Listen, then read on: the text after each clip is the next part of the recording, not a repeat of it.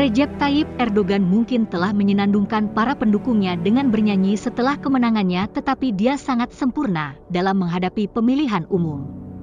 Dia membaca pemilih lebih baik daripada lembaga survei dan analis yang menyarankan dia bisa dikalahkan oleh oposisi.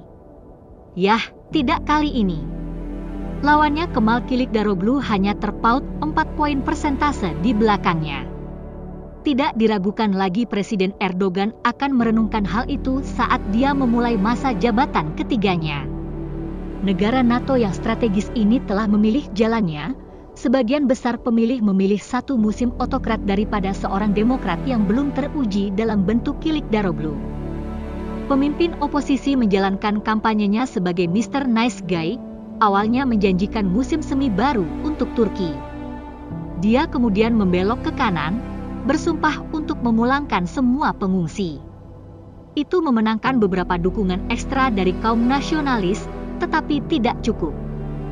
Pemimpin Islamis Turki, Mr. Erdogan, memiliki ikatan dengan para pengikutnya sejak 20 tahun yang lalu. Banyak yang beragama konservatif seperti dia. Mereka telah bertahan bersamanya melalui kesulitan dan hiperinflasi memberinya waktu 5 tahun lagi. Saat hasil putaran kedua diumumkan, jalan-jalan di ibu kota Ankara menjadi kaleidoskop bendera Turki, klakson mobil yang menggelegar, dan pendukung Erdogan yang bersorak-sorai.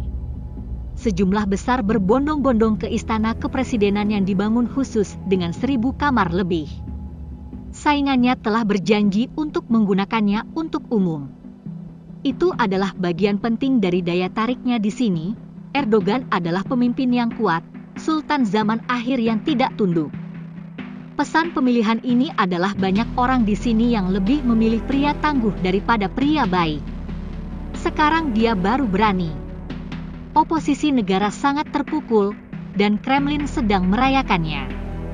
Ini adalah hasil yang diinginkan Presiden Vladimir Putin. Tidak mengherankan bahwa dia adalah salah satu orang pertama yang memberikan ucapan selamat kepada pemimpin Turki tersebut.